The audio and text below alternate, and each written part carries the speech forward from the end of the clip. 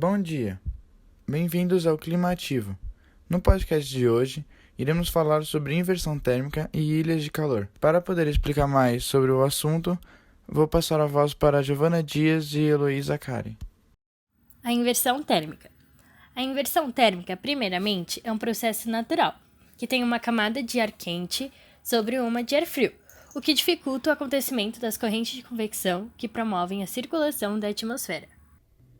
Normalmente, durante o dia, o Sol que incide na camada terrestre faz com que a camada mais baixa de ar fique menos densa e suba. Então, a camada que estava em cima, que está ficando mais gelada, desce porque fica mais densa. Essa camada, que agora está embaixo, vai passar a ser aquecida pelos raios solares e assim vai subir. E aquela outra camada, que tinha sido aquecida e estava lá em cima, desce porque resfriou e vai ser aquecida novamente. Então, assim, cria um ciclo na atmosfera.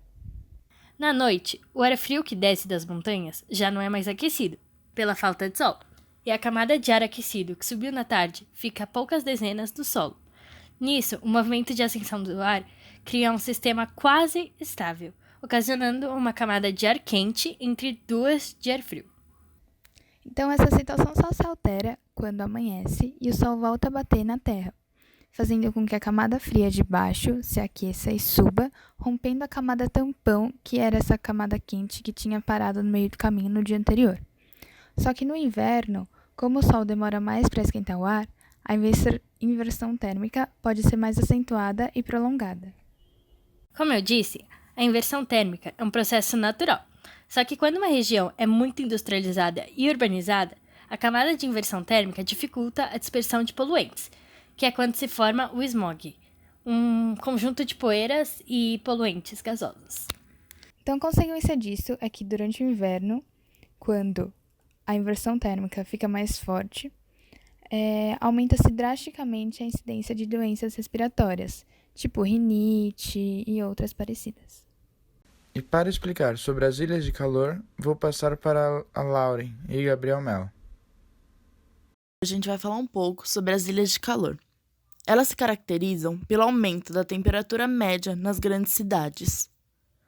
Isso acontece por vários fatores, mas os principais são o alto nível de cobertura da superfície do chão com asfalto e concreto, a poluição da atmosfera, a baixa taxa de arborização e os altos índices de verticalização, ou seja, a construção de prédios.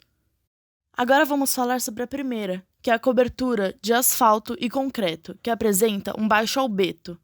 Lembrando que albedo é a capacidade de uma superfície refletir a luz solar. Quando o albedo é baixo, a energia é mais absorvida do que refletida. Isso faz com que o lugar fique mais quente. Agora, vamos juntar este fator com a atmosfera de tais lugares, que recebe uma carga muito maior de gases estufas, devido ao uso de automóveis, ônibus e caminhões que são movidos a combustíveis fósseis. Com isso, a absorção da energia infravermelha emitida pela cobertura de concreto e asfalto é muito grande e aumenta a temperatura da cidade. No entanto, se a cidade é arborizada, podemos diminuir esse nível e o problema pode ser aliviado. Assim, como nós aprendemos, as árvores, elas purificam o ar.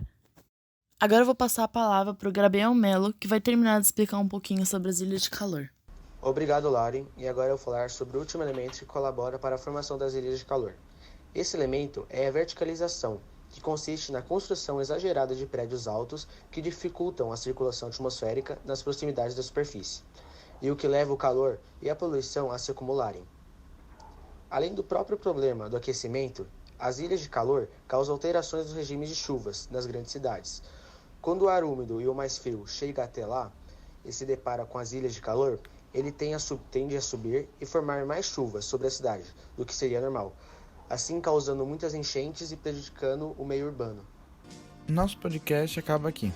Espero que ajudamos na sua melhor compreensão sobre os temas. Obrigado pela audiência. Todos tenham um bom dia.